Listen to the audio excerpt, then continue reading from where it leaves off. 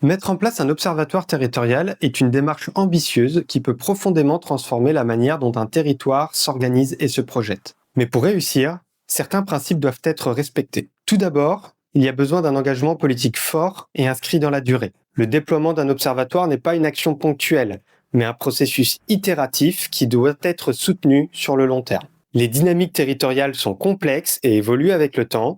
Pour les comprendre et agir efficacement, il est donc essentiel de garantir la continuité de l'observation. Et cela au-delà des échéances électorales.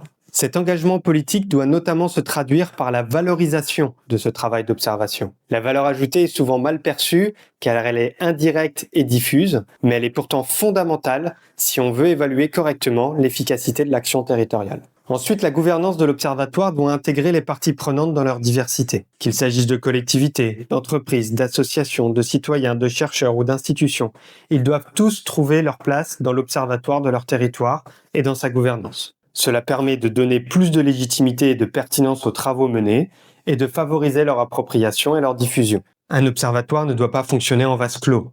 Il doit rester ouvert sur la société civile, en accueillant des contributions externes, en diffusant activement ses résultats et en participant à l'organisation du débat public. Enfin, déployer un observatoire, c'est avant tout capitaliser sur les démarches de planification territoriale existantes. Cela signifie donc qu'il ne faut pas mener nécessairement de nouvelles études pour alimenter l'observatoire, parce qu'il existe déjà de nombreuses démarches de planification, comme les plans locaux d'urbanisme, les plans climat-air-énergie et bien d'autres, qui produisent des données, des analyses et des visions stratégiques. L'observatoire doit ainsi s'inscrire dans ces démarches et réciproquement, pour capitaliser les travaux, les assembler, les croiser et éviter la dispersion des efforts. Cela permet non seulement de gagner en efficacité, mais aussi de mieux ancrer l'observatoire dans les processus décisionnels du territoire.